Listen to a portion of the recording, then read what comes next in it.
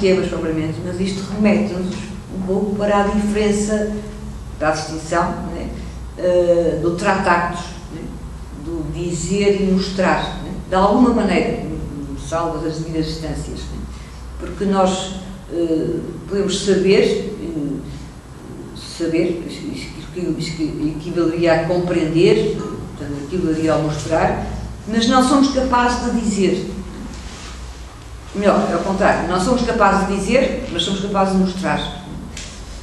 Portanto, há aqui um contraste entre a explicação e definição, que é o que pressupõe o saber e, ao mesmo tempo, a hipótese de que as explicações possam conduzir à definição, à compreensão do que é um jogo. Cito Wittgenstein: não é o meu saber, o meu conceito de jogo completamente expresso nas explicações que eu possa dar? Pergunta Wittgenstein. Isto é, o conjunto de explicações e exemplos poderão tornar-se equivalentes a essa definição sem palavras? Pergunto, fiquem abertos. Se distinguimos entre definição e explicações, então o parágrafo 75 é internamente incoerente. Baker explica esta relação entre explicação, exemplos e definições, que quem compreende o que é um jogo, a partir de explicações e exemplos, deve empregar estes modelos de uma maneira particular para usar corretamente. Portanto, parece que a sua compreensão vai para além dos exemplos, incorporando também uma apreensão de como empregá-lo. Não é uma apreensão do que é, mas uma apreensão de como empregá-lo, como usá-lo. E isto não se pode pôr por palavras na explicação. Sendo assim, se as explicações, através de exemplos, são a única via de explicar o jogo, parece óbvio que o que se explica é apenas uma parte do que se compreende. Parece que sabemos o que é um jogo, mas não o conseguimos dizer, explicar. O símile com o referido paradoxo de Frege pode ser expresso do seguinte modo: para saber se um objeto... Bom, estou a repetir, peço desculpa. Vou já terminar. Ficam aqui várias questões que eu não respondo, porque não tenho ainda resposta. A conclusão que eu tiro disto, enfim, destes apontamentos, um bocado dispersos e desordenados, peço desculpa, é que na linguagem corrente lidamos constantemente com termos cujos significados não têm essa exatidão de limitação e que são perfeitamente variáveis. Não sabemos qual o significado de um termo se não compreendermos o seu contexto, a situação em que é utilizado, o modo como é emprego, a própria tonalidade da voz introduzem cambiantes no significado do termo. Ontem falávamos aqui na questão da pragmática, que o uso da pragmática altera muitas vezes o significado de uma expressão. Ontem dava o exemplo de alguém pode enunciar, fazer um enunciado num tom neutro e alguém pode afirmas ou perguntas, né? Portanto, o uso, o tom, etc., a situação. Muitos predicados são vagos, neste caso não é propriamente a vagueza de um termo, mas a vagueza da expressão em si. Muitos predicados são vagos, pois não conseguimos decidir para cada objeto se esse predicado lhe pode ser aplicado. Enfim, a flutuação de sentido, a ambiguidade, a amplidão do sentido de um termo fazem parte da vida da linguagem corrente. Não constituem propriamente defeitos ou falhas no uso correto, mas essa correção total é impossível pela impossibilidade de estabelecer regras exaustivas para o uso de todos os termos. As palavras, os adjetivos, os verbos, as frases idiomáticas, etc., escapam a essa rigidez precisamente porque têm uma vida própria e estão sujeitas ao passar do tempo, às mudanças de circunstâncias culturais, sociais, etc. Este caráter vago da linguagem corrente é tolerado por Frege. Considera-o como uma deficiência inultrapassável, ou até mesmo uma característica típica de uma linguagem que não aspira à pureza e ao rigor formal, e que por isso mesmo não tem relevância para a sua construção de uma linguagem lógica. Para Wittgenstein, ele é mesmo, esse caráter vagueza é mesmo o constitutivo da própria linguagem, não como uma falha, uma deficiência, mas como uma marca da nossa linguagem, dos nossos jogos, que encontram diversos modos de alcançarem os seus fins, os seus objetivos, a partir de um mínimo de regras que os constituem. Ir para além das regras é mesmo o grande segredo do jogo. Ir para além das regras é sinal de um domínio, nunca completo, do uso da linguagem. A gramática é inesgotável.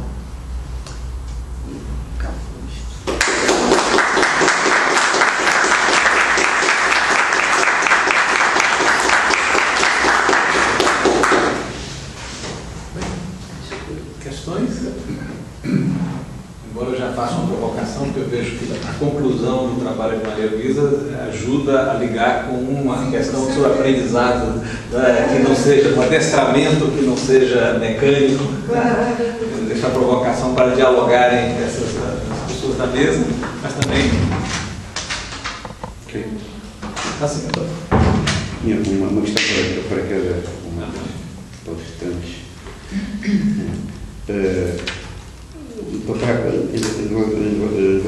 Para a Cristiane, uma pergunta simples, tem que ver muito com a minha ignorância relativamente à teoria das competências, digamos, não conheço bem. Mas a minha pergunta seria a seguinte: até que ponto é que uma teoria das competências, ou as teorias das competências, não há só uma, não é? Não sei, imagino que não, elimina ou reduz ou minimiza precisamente a noção da apristia, ou se de alguma forma a supõe, mas já dentro de um quadro ou de modelos pré-determinados, nesse sentido, não é? Por outro lado, a teoria das competências parece que isso aí já do ponto de vista provavelmente que é também uma teoria das faculdades, provavelmente, não é? Uma teoria das competências é uma teoria que certamente, ou as teorias das competências, certamente formam ou propõem modelos de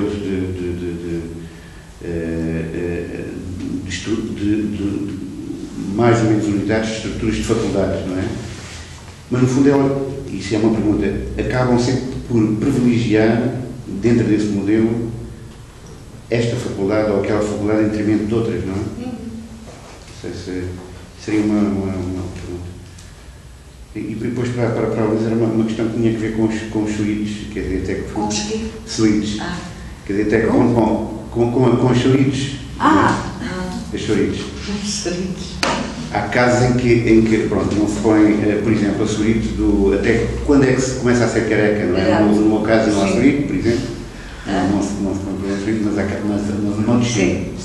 E a suíte parece ser precisamente um caso, ou apontar para casos em que não apenas põe o problema da exatidão do conceito no que respeita à extensão, mas também no que respeita à característica, não é? Claro.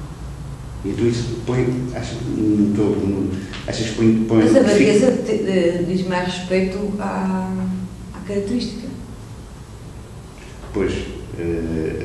não, no montão pode dizer respeito ao... No montão pode dizer duas coisas, não é? Peço que pronto, mas era um pouco... E isto mais no que se refere ao Frege, não é? Sim. Bom, é outras questões. Responde. Responder? Posso já começar? Por ordem? Bom, então, em relação à teoria das competências, pelo menos no Brasil, a linha que é seguida é mais essa do Perrineau, né? E onde ele de fato pressupõe capacidades que deveriam ser desenvolvidas em função das demandas atuais de cada sociedade. Então, teria que ter o trabalho do sociólogo para identificar numa determinada sociedade, no caso a brasileira, quais são as demandas efetivas, né, dessa sociedade, que problemas que devem ser resolvidos no presente e no futuro, né, porque ele acha que como sociólogo ele pode antever os problemas futuros, e aí passar essas demandas para o educador, que deveria já desenvolver essas capacidades da criança na escola, né, para prepará-la já na escola a resolver esses problemas, né, presentes e futuros. Né. Então é uma pedagogia que parte de problemas, né, quer dizer, a criança ela deve ser capaz de resolver problemas, né. Então, eu acho que ele pressupõe determinadas capacidades a serem desenvolvidas, né, a priori. E eu acho que as ideias do Wittgenstein, elas podem esclarecer esse equívoco de achar que há estruturas cognitivas, né, essas capacidades a priori na criança, e isolar essas capacidades de usos efetivos, né, das nossas palavras, das nossas expressões, que elas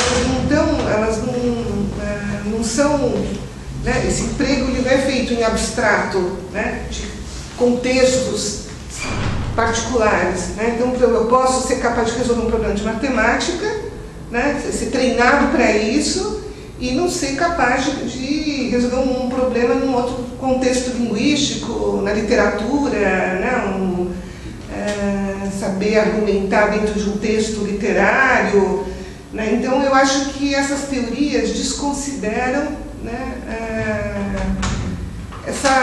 esse uso mais efetivo mesmo, né, dos nossos conceitos. Falando em conceitos, assim, ela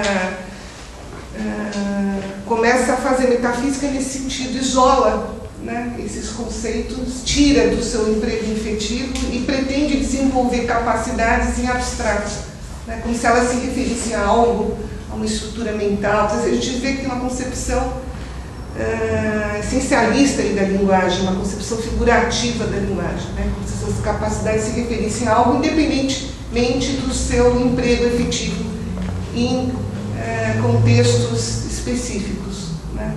Então, acho que esse é um dos equívocos que as ideias de Wittgenstein ajudam a esclarecer, né, a combater. Não sei se eu respondi. Eu não sei se entendo muito bem. É para responder aqui. Antônio. Isso já. Também, pode ter. A questão que falou Não, mas.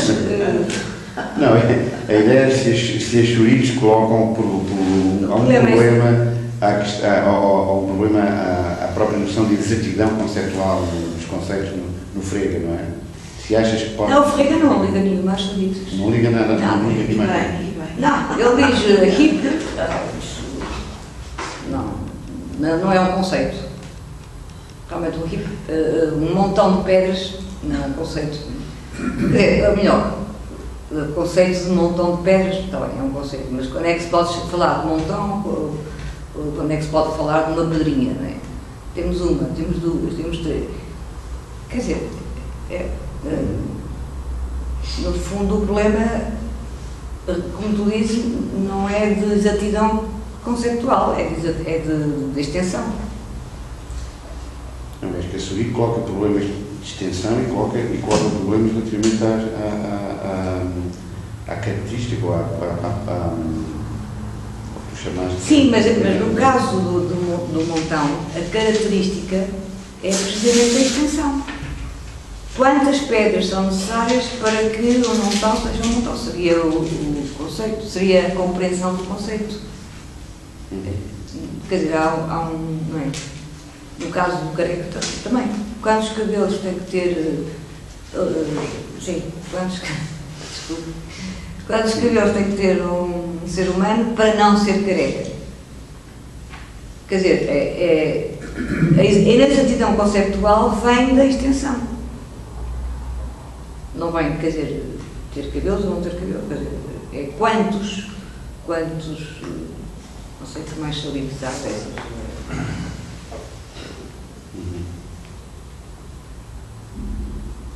Mas podemos dizer que é careca o homem que não tem nenhum cabelo. Portanto, a extensão do cabelo dizia, portanto, é um careca.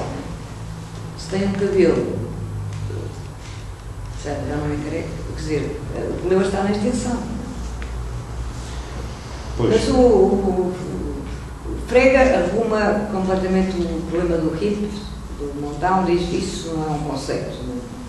E Wittgenstein, acho que está um texto, penso pequena gramática filosófica, tem um texto sobre Sorites, que agora não recordo, mas também considera a joke, não é uma brincadeira, não dá grande importância.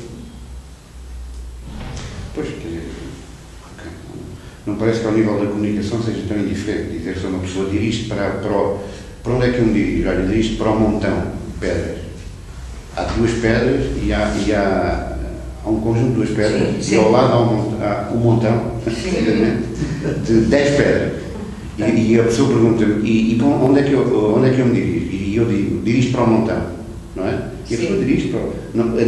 certeza que a pessoa não se vai dirigir para aquelas pedras. Qual deles? Não, nem vai perguntar qual deles. Não vai, de certeza. Não vai. Também se encontrar um homem com um cabelo e outro com... Isto qual careca? Pois, por isso. Qual careca? Não está aqui nenhum careca? Quer dizer, não, acho que sim.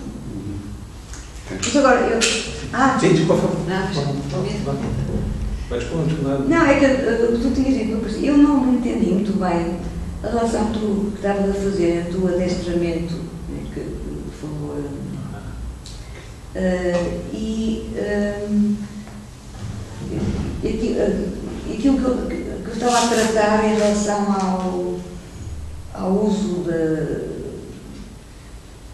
Quer dizer, o adestramento, Não, você não falou disso, mas estava em jogo uma visão de linguagem, uma visão da apreensão do conceito claro, que sim. fazia com que as duas expressões dialogassem, as duas comunidades dialogassem. Não, mas é que quando estava a ouvir falar de adestramento, mas depois já respondeu a essa questão, estava a pensar numa concepção que ia levar a uma espécie de condutismo ou de livrismo.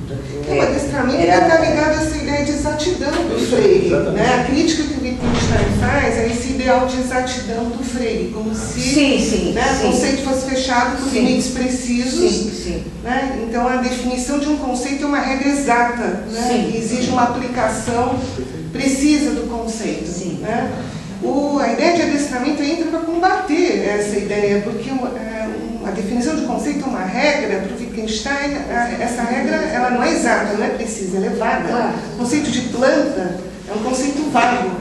Né? Se a gente segue a regra de uso da palavra planta, isso me permite indicar uma região de possibilidades e não uma direção precisa. Mas né? também nós somos adestrados a percorrer essa região. É uma coisa dinâmica. Quer dizer, tendo em conta a noção de regras, que também não são exaustivas, nunca são completas, etc. Quer dizer, o adestramento, penso que o Wittgenstein não terá a noção de adestramento como uma enunciação, uma explicação de regras. Olha, para se fazer isto, faz isto.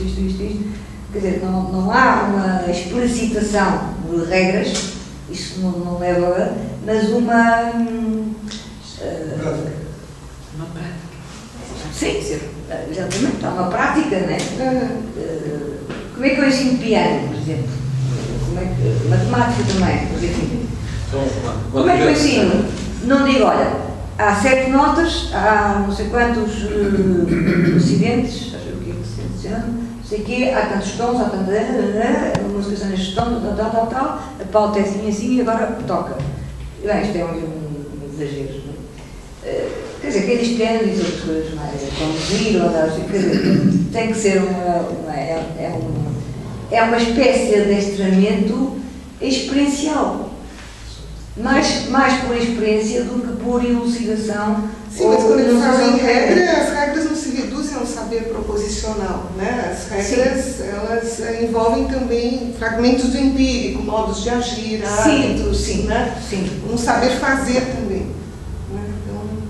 Teve só uma passagem na exposição de Luísa que eu achei que foi só curiosa apenas. Num certo momento, Luísa se deparou com um platonismo de Frege e fez assim, isso eu não concordo muito com platonismo, né? Aí eu ia fazer para você, será que é possível, né? Fazer uma exposição de Frege ou defender posições de Frege e dizer que vamos deixar o platonismo um pouco de lado? Era só uma provocação. Eu acho que é possível, mas agora Nós saímos das plantas, a metamorfose das plantas, professora Filomena. Também tenho uma pergunta para a Cristiane e outra para a Luísa. Eu tenho dúvidas em que se possa demonstrar, argumentar que não há saltos na aprendizagem. Que não há saltos. Tenho dúvidas de que não haja saltos. E também tenho dúvidas que o adestramento tem exclusivamente a ver com regras, mesmo que elas não sejam enunciadas. Quer dizer, eu acho que o conceito de adestramento é um conceito problemático. É um conceito Problemático. Não é um conjunto de evidências do conceito de adestramento. Primeiro, há a matriz muito conhecida em Wittgenstein da ação-reação. Quer dizer, alguém que ensina e alguém que aprende. E, portanto, o adestramento supõe qualquer coisa naquele que ensina e qualquer coisa naquele que aprende, para poder haver ação e reação. Deve haver qualquer coisa a que eu chamaria espontaneidade, estilo. Também pode haver falta de ouvido, por exemplo. E então, a estrutura da ação e reação, falta de ouvido em todos os casos, mesmo que não seja música. Já sofre determinações que não são aquelas quando há ouvido, por exemplo. Por outro lado, pensemos no jogo de linguagem. O que é o jogo de linguagem é um conceito que ele não define. Como é que ele o encontrou? Que adestramento foi aquele que o levou à descoberta da imagem do jogo de linguagem? Eu acho que a descoberta das Gleichnisse, que não são só próprias de Wittgenstein, mas de todos nós, não é? Mas que ele considera que é a sua única originalidade, e não é pouco, supõe que o adestramento envolve descontinuidades, envolve interrupções, envolve transcendência do ensinado, envolve súbita ignorância de tudo o que se aprendeu, deixar cair todas as regras, não ter nenhuma regra mais, por enquanto, para poder ser enunciada.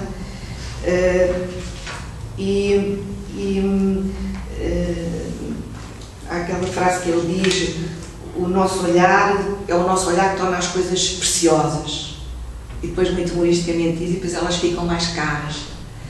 É esse elemento do olhar, da espontaneidade, de subitamente, também como ele diz na falsa, pelos vistos, segunda parte das investigações, subitamente ver uma coisa. Isso envolve descontinuidade. A gradação acho que é interrompida. Aí, o que é que, não sei o que é que acha. Em relação à Luísa, se quiser pode responder já. Em relação à Luísa, de início tu disseste que o sentido, que o uso tem a ver com o sentido. Habitualmente nós dizemos, quer dizer, compreendemos que o uso tem a ver com a significação, ou a significação, como ele diz, é quase sempre ou muitas vezes o uso. Porque é que ele diz muitas vezes? Eu fiquei sempre com muitas dúvidas sobre isso. Porque é que não é sempre? Porque é que é algo, ou quase sempre, muitas vezes? Será que outras vezes tem a ver com outras condições? Eu acho que tem, e agora vou ao Careca e ao Montão. Você percebe que a senhora apontou para... A pergunta que ele fez. É uma perfeitamente correta. Na verdade, a pergunta não está bem feita. A partir de que número de cabelos ou falta de cabelos, ou supondo um conjunto qualquer de cabelos que daria um não careca, é que passa a ser careca, ou quando é que um conjunto de pedras começa a ser um montão. Porque nós não vamos lá contando os cabelos nem as pedras. Então, não se trata de uma questão nem de série, não é? Nem de conjunto. Eu acho que se trata de fisionomia. E ele, na altura, diz que significação é fisionomia, aqui nas indicações. E, na verdade, a fisionomia não é igual ao uso. não sei se transcende o uso, mas não é igual ao uso. E a fisionomia parece que vai assim num cruzamento entre sentido e significação. Eu não entendo bem a distinção nas investigações filosóficas entre significação e sentido, e às vezes elas parecem cobrir-se, mas não se cobrem sempre. Não se cobrem sempre. Por exemplo, agora fazendo a projeção sobre a certeza nas investigações, que aquela pessoa que está ali diante de mim, que eu conheço há anos como o meu amigo X, subitamente seja irreconhecível, isso não é perda de significação, é perda de sentido. Não tem a ver com fisionomia, tem a ver nem com o uso, tem a ver com, certamente, uma constelação de usos, dos hábitos também que a Cristina falou, das expectativas, do desejo, falta falar de desejo. A Wittgenstein também diz, as palavras estão carregadas com o meu desejo. O desejo é um uso ou é qualquer coisa que provoca usos e provoca suspensões de usos? Eu acho que não está fixado o conceito de uso em Wittgenstein e, por outro lado, a distribuição dos alcances de sentido e significação também não está fixada.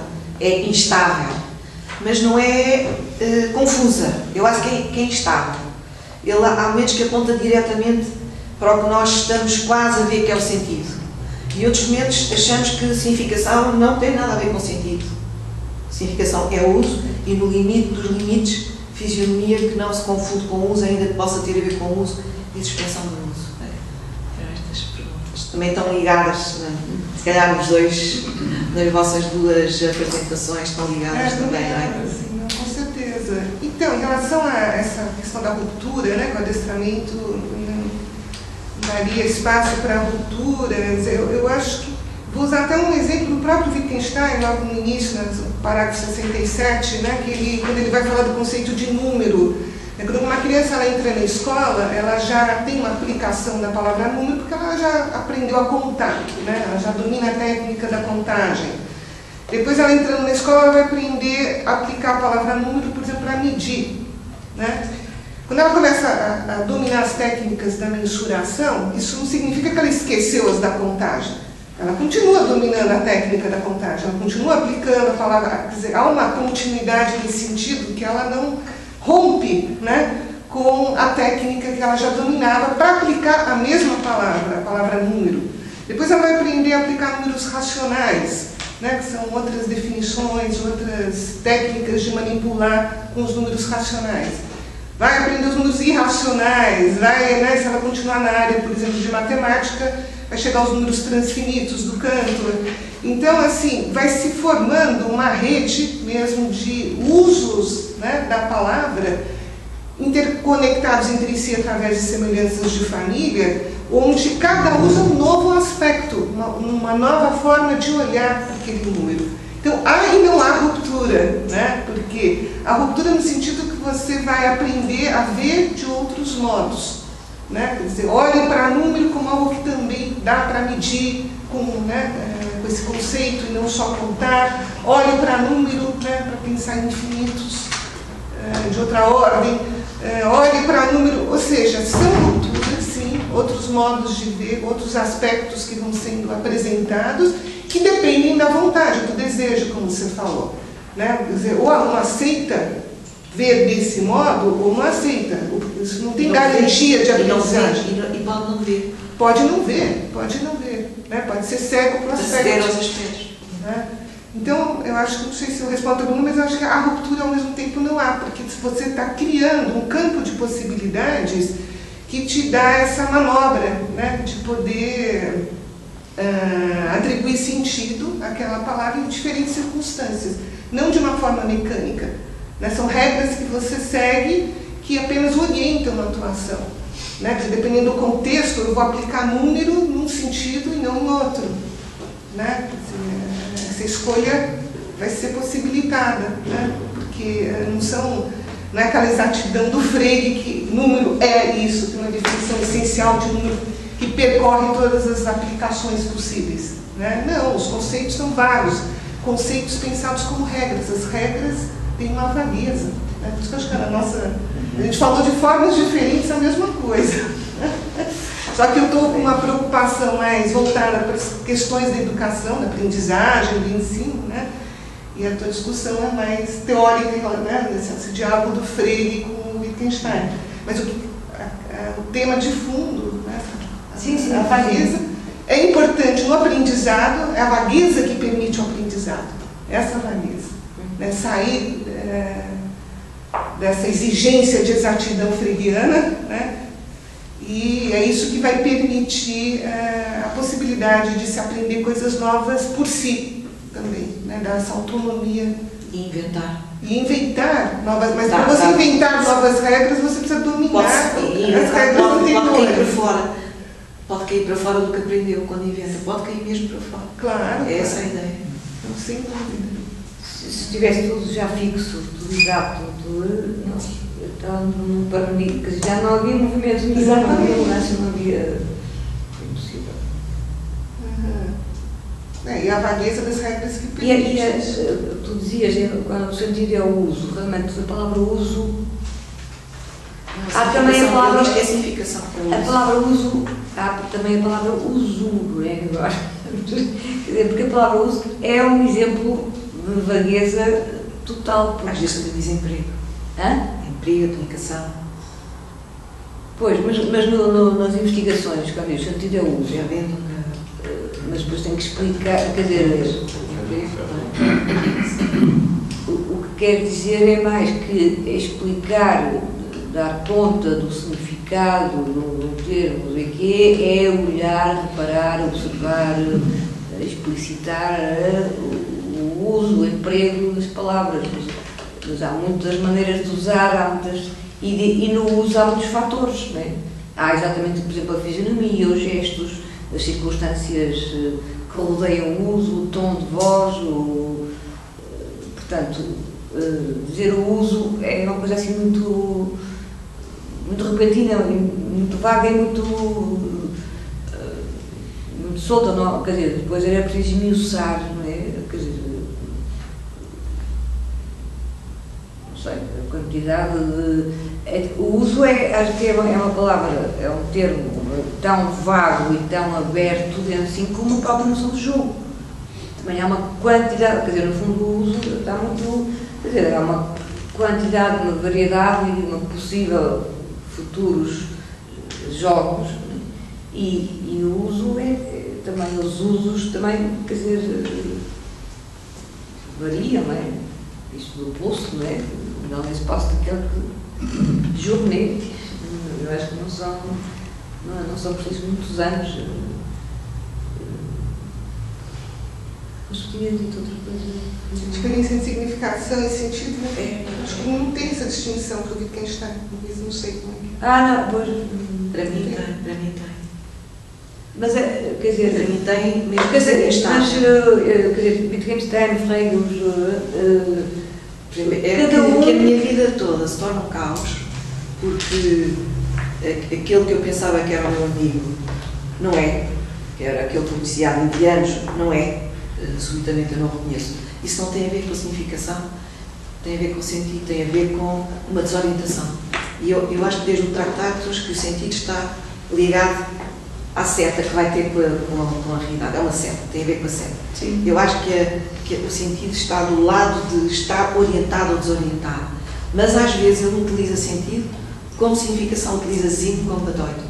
Mas noutros casos não utiliza. Não no Tractatus, mas que aí distingue claramente, mas nas investigações. Mas isso não é só em Wittgenstein, não é só em Frege. Não, é que é muito interessante. Mas é muito interessante a historicidade desses dois conceitos. Beidório, zine, são... Por exemplo, os ingleses às vezes traduzem zine por mini. Traduzem beidório por mini. Exato. E ele não está exatamente a dizer o mesmo. É interessante isso. Porque em inglês é difícil fazer a distinção. Do ponto de vista linguístico, teriam de dizer outra palavra. Não, é palavra em inglês, meaning tem um outro sentido, porque meaning tem um sentido. Eu tenho aqui exemplos. Intencional, é querer dizer I mean. Sim, também. Enquanto que intenção também. O sentido. O zine, o tal begreifen, ou greifen, é relativamente ao zine, não é? É. E não relativamente Portanto, relativamente à D8. Claro. Sim, Sim, vamos agarrar. A diferença está um pouco. E o vizinho é o que dá objetividade também. Isso é em É Frega. objetivo. No Frega. No freio? Depois há umas grandes discussões porque. Mas mesmo no primeiro Wittgenstein nós chegamos a encontrar de 8 ou 10 elementos. Sim, também há esta estabilidade. Mas apesar de tudo, depois, apesar de tudo, ele tenta distingui-las, não é? É verdade, tem razão. O significado da vida e depois põe completamente o sentido da vida. Eu próprio não. Ele próprio visita. O léxico dos filósofos também é Não, tão robótico como nós também. não, porque aquilo é natural dele, não. É, exatamente. Alguma última questão?